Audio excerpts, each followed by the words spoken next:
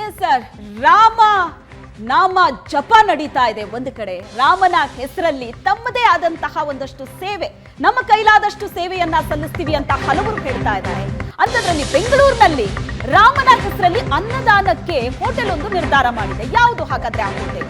ಕನ್ನಡ ತಿಂಡಿ ಕೇಂದ್ರದಲ್ಲಿ 50% ರಿಯಾಯಿತಿ ಇರುತ್ತೆ. ಚಾಮರಾಜಪೇಟೆಯಲ್ಲಿರುವಂತಹ ಕನ್ನಡ ತಿಂಡಿ ಕೇಂದ್ರ ಇದೆ, ಚಾಮರಾಜಪೇಟೆಯಲ್ಲಿದೆ.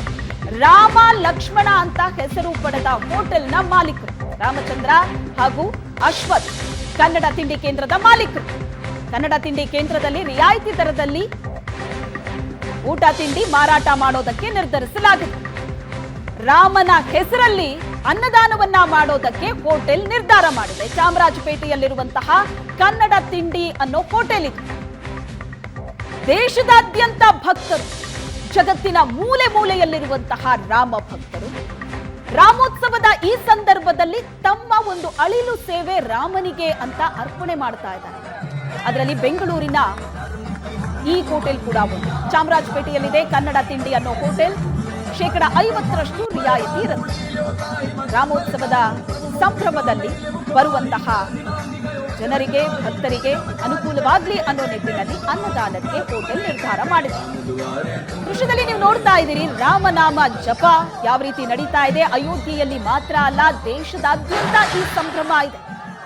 ದೇಶದಾದ್ಯಂತ ಸಂಭ್ರಮ ಇದೆ. ಸಾವಿರ ಸಂಖ್ಯೆಯಲ್ಲಿ ಅಯೋಧ್ಯೆಯತ್ತ ಭಕ್ತರು ಹೋಗ್ತಾ ಇದ್ದಾರೆ. ಯಾರು ಅಯೋಧ್ಯೆಗೆ ಹೋಗೋದಕ್ಕಾಗೋದಿಲ್ವೋ ಅಂತವರು ತಾವು ಎಲ್ಲಿದ್ದೀವೋ ಅಲ್ಲೇ ರಾಮನಿಗೆ ಸೇವೆಯನ್ನ ಸಲ್ಲಿಸ್ತಾ ಇದ್ದಾರೆ. ದೇಶದ ಮೂಲೆ ಮೂಲೆಯಲ್ಲಿ ರಾಮನ ಸೇವೆ ನಡೀತಾ ಇದೆ.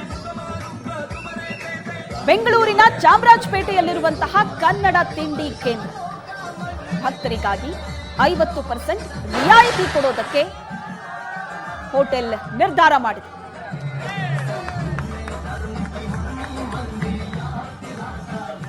ಇಡೀ ದೇಶಾದ್ಯಂತ ರಾಮನ ಜಪ ಈಗಾಗಲೇ ಶುರುವಾಗಿರುವಂಥದ್ದು. ಇತ್ತ ಬೆಂಗಳೂರಿನಲ್ಲೂ ಕೂಡ ರಾಮನ ಜಪ ಜೊತೆಗೆ ರಾಮನ ಹೆಸರಿನಲ್ಲಿ ವಿಶೇಷ ಪೂಜೆಗಳನ್ನು ಮಾಡೋದಕ್ಕೆ ಮುಂದಾಗಿರುವಂಥದ್ದು. ನಾವಿವಾಗ ಚಾಮರಾಜಪೇಟೆಯಲ್ಲಿದ್ದೀವಿ. ಇಲ್ಲಿ ಕನ್ನಡ ತಿಂಡಿ ಕೇಂದ್ರ ಇದೆ. ಸುಮಾರು ಈ ಒಂದು ಹೋಟೆಲ್ ಸುಮಾರು 40 ವರ್ಷಗಳಿಂದಲೂ ಕೂಡ ಈ ಒಂದು ಹೋಟೆಲ್ ಜನರಿಗೆ ಊಟವನ್ನು ಕೊಡ್ತಾ ಬರ್ತಾ ಇರುವಂಥದ್ದು. ಅದರಲ್ಲೂ ಕೂಡ ಕಡಿಮೆ ದರದಲ್ಲಿ ಊಟವನ್ನು ಕೊಡಲಾಗ್ತಾ ಇರುವಂಥದ್ದು. ಜೊತೆಗೆ ಏನಂತಂದರೆ ಇವರಿಬ್ಬರು ಅಣ್ಣ ತಮ್ಮಂದರು ರಾಮಚಂದ್ರ ಮತ್ತು ಅಶ್ವಥ್ ಒಂದು ರೀತಿಯಲ್ಲಿ ರಾಮ ಲಕ್ಷ್ಮಣರಂತೆ ಸಮಾಜ ಸೇವೆಗಳನ್ನು ಮಾಡ್ಕೊಳ್ತಾ ಬಂದಿರುವಂಥದ್ದು. ಈಗ ನೀವು ನೋಡ್ತಾ ಇದ್ದೀರಾ, ಸಾಕಷ್ಟು ಜನರು ಈ ಒಂದು ಮಧ್ಯಾಹ್ನ ಬೆಳಗ್ಗೆ ಆದರೆ ಸಾಕಷ್ಟು ಜನರು ಈ ಒಂದು ಹೋಟೆಲ್ಗೆ ತುಂಬ ದೂರದಿಂದ ಬಂದು ಗ್ರಾಹಕರು ಇಲ್ಲಿ ಊಟವನ್ನು ಮಾಡ್ಕೊಂಡು ಹೋಗ್ತಾರೆ. ಅದರಲ್ಲೂ ಕೂಡ ಏನಾದರೂ ಸಾಂಸ್ಕೃತಿಕ ಕಾರ್ಯಕ್ರಮಗಳಾಗಿರ್ಬೋದು, ಕನ್ನಡ ರಾಜ್ಯೋತ್ಸವ ಕಾರ್ಯಕ್ರಮ ಆಗಿರ್ಬೋದು, ಈ ರೀತಿ ವಿಭಿನ್ನವಾಗಿ ನಡ್ಸ್ಕೊಂಡು ಬರ್ತಾ ಇರುವಂಥವರು ರಾಮಚಂದ್ರ ಅವರು. ಕಳೆದ 40 ವರ್ಷಗಳಿಂದ ಈ ಒಂದು ಹೋಟೆಲ್ ರನ್ ಆಗ್ತಾ ಇರುವಂಥದ್ದು. ಅದರಲ್ಲೂ ಕೂಡ ಇದೇ 27ನೇ ತಾರೀಕು ಅಯೋಧ್ಯೆಯಲ್ಲಿ ರಾಮ ಮಂದಿರ ಪ್ರತಿಷ್ಠಾಪನೆ ಆಗ್ತಾ ಇದೆ. ಈ ನೆಲೆಯಲ್ಲಿ ವಿಶೇಷವಾಗಿ ಅವತ್ತು ಅಂದರೆ ಸೋಮವಾರ ರಿಯಾಯಿತಿ ದರದಲ್ಲಿ ಬರುವಂತಹ ಗ್ರಾಹಕರಿಗೆ ಊಟವನ್ನು ವಿತರಣೆ ಮಾಡೋದಕ್ಕೆ ಮುಂದಾಗಿರುವಂಥದ್ದು. ಅಂದರೆ 30 ರೂಪಾಯಿ ಇರುವಂತಹ ಊಟ ಕೇವಲ 20 ರೂಪಾಯಿಗೆ ಅವತ್ತು ಮಾತ್ರ ಬರುವಂಥ ಜನರಿಗೆ ವಿತರಣೆ ಮಾಡೋದಕ್ಕೆ ಮುಂದಾಗಿದ್ದಾರೆ. ನಮ್ಮ ಜೊತೆಗೆ ಮಾತನಾಡೋದಕ್ಕೆ ಈ ಒಂದು ಹೋಟೆಲ್ ಮಾಲೀಕರಾಗಿರುವಂಥ ರಾಮಚಂದ್ರ ಅವರು ಇದ್ದಾರೆ. ಬನ್ನಿ ಕೇಳೋಣ. ಸರ್ ನಮಸ್ತೆ. ಈಗ ಒಂದು ರೀತಿಯಲ್ಲಿ ನೀವು ಏನು ಅಣ್ಣ ತಮ್ಮಂದರು ಇಬ್ಬರು ಹೋಟೆಲ್ ನಡೆಸ್ಕೊಂಡು ಬರ್ತಾ ಇದ್ದೀರಾ, ರಾಮ ಲಕ್ಷ್ಮಣರಂತೆ ನೀವು ಈ ಒಂದು ಸಮಾಜ ಸೇವೆಗಳನ್ನು ಮಾಡ್ಕೊಂಡು ಬರ್ತಾ ಇದ್ದೀರಾ.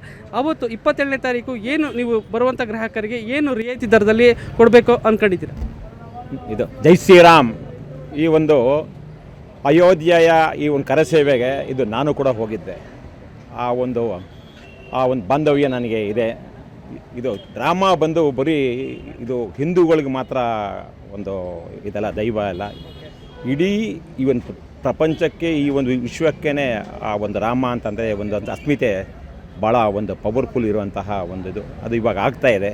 ಆ ಒಂದು ಖುಷಿಗೆ ನಮ್ಮ ತಿಂಡಿ ಕೇಂದ್ರದಲ್ಲಿ 22ನೇ ತಾರೀಕು ಬೆಳಗ್ಗೆ 6:30ಯಿಂದ ಈ ಸಂಜೆ ಇದು 7 ಗಂಟೆವರೆಗೂ ಕೂಡ ನಮ್ಮ ತಿಂಡಿ ಕೇಂದ್ರದಲ್ಲಿ 30 ರೂಪಾಯಿ ಇರುವಂತಹ ಬಾತು, ಚಿತ್ರಾನ್ನ, ಮೊಸರನ್ನ ಅವತ್ತು ನಮ್ಮ ಗ್ರಾಹಕರುಗಳಿಗೆ 20 ರೂಪಾಯಿಗೆ ಕೊಡುವಂತಹ ಒಂದು ಕೆಲಸ ಮಾಡ್ತಾಯಿದ್ದೀರಿ. 22ನೇ ತಾರೀಕು ಬೆಳಿಗ್ಗೆ 6 ಗಂಟೆಯಿಂದ ಸಂಜೆವರೆಗೂ ಕೂಡ 20 ರೂಪಾಯಿಗೆ ಒಂದು ಬಾತ್ ಕೊಡ್ತೀರಿ. ಯಾಕಂದರೆ 30 ರೂಪಾಯಿ ಇರೋದು ಅವತ್ತು ನಮ್ಮ ಈ ಒಂದು ರಾಮ ಮಂದಿರ ಉದ್ಘಾಟನೆ ಆಗ್ತಾಯಿದೆ. ಆ ಒಂದು ಸಂತೋಷಕ್ಕೆ ಸುಮಾರು ಜನ ಸುಮಾರು ಬೆಳ್ಳಿ ಬಂಗಾರ ಎಲ್ಲ ಕೊಡ್ತಾ ಇದ್ದಾರೆ. ನಾವು ನಮ್ಮ ತಿಂಡಿ ಕೇಂದ್ರದಲ್ಲಿ ಈ ಒಂದು ಅನ್ನನ ಒಂದು ಕಮ್ಮಿ ರೇಟಲ್ಲಿ ಈ ನಮ್ಮ ಕೊಡೋಣ ಅಂತ ಹೇಳ್ಬಿಟ್ಟು ಮಾಡ್ತೀವಿ. ಸರ್ ಹೇಳಿ, ಈಗ 22ನೇ ತಾರೀಕು ಹೇಗೆ ಅನ್ನಿಸ್ತಾ ಇದೆ? ಜೈ ಶ್ರೀರಾಮ್. ಇಡೀ ಪ್ರಪಂಚನೇ 22ನೇ ತಾರೀಕು ಕಾತುರದಿಂದ ಕಾಯ್ತಾ ಇದೆ. ಯಾವಾಗ 12:30 ಸಮಯ ಆಗತ್ತೆ ಅಂತ ಇಡೀ ಪ್ರಪಂಚ, ಇಡೀ ದೇಶ ಅಲ್ಲ, ಇಡೀ ರಾಜ್ಯ ಅಲ್ಲ, ಇಡೀ ನಗರ ಅಲ್ಲ, ಇಡೀ ಪ್ರಪಂಚವನ್ನು, ನಮ್ಮ ಭಾರತ ದೇಶವನ್ನು ಕಾತುರದಿಂದ ಎಲ್ಲ ಕಾಯ್ತಿದ್ದಾರೆ. ನಮ್ಮ ತಿಂಡಿ ಕೇಂದ್ರದಲ್ಲಿ ನಮ್ಮ ಸಹೋದರ ಏನು ಹೇಳೋದು ಅದೇ ಥರ ನಾವು ಮಾಡ್ತೀರಿ. ಎಲ್ಲರೂ ಬನ್ನಿ, ರಾಮನ ಪ್ರಸಾದ ಸೇವಿಸಿ, ಎಲ್ರಿಗೂ ಆ ಭಗವಂತ ಒಳ್ಳೇದು ಮಾಡಲಿ.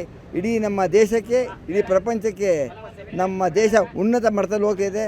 ಯಾಕಂದ್ರೆ ನಮ್ಮ ಭಾರತ ಪ್ರಧಾನಮಂತ್ರಿಗಳು ಅತಿ ಉತ್ಸಾಹದಿಂದ ಪ್ರತಿಯೊಂದು ಕಾರ್ಯನೂ ಮಾಡ್ತಿದ್ದಾರೆ. ಯಾಕಂದರೆ ಇದು ಸಾಮಾನ್ಯ ಕಾರ್ಯ ಅಲ್ಲ. ಯಾಕೆ 500 ವರ್ಷ ಆಗಿದ್ದ ಕೆಲಸ ಈಗಾಗಿದೆ ಅಂದರೆ ಒಂದು ಶಕ್ತಿ.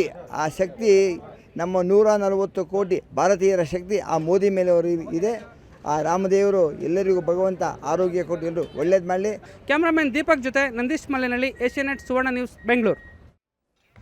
ಒಂದು ಕಡೆ ರಾಮೋತ್ಸವಕ್ಕೆ ರಾಮನ ಊರಲ್ಲಿ ಆಗ್ತಾ ಇರುವಂತಹ ತಯಾರಿ, ಮತ್ತೊಂದು ಕಡೆಗೆ ರಾಮೋತ್ಸವಕ್ಕೆ ಇಡೀ ದೇಶ ಯಾವ ರೀತಿ ತಯಾರಾಗ್ತಾ ಇದೆ, ಇದ್ರ ಬಗ್ಗೆ ಮತ್ತಷ್ಟು ಡೀಟೇಲ್ಸ್ ಅನ್ನ ಕೊಡ್ತೀವಿ ಒಂದು ಚಿಕ್ಕ ಬ್ರೇಕ್ ಆದ್ಮೇಲೆ.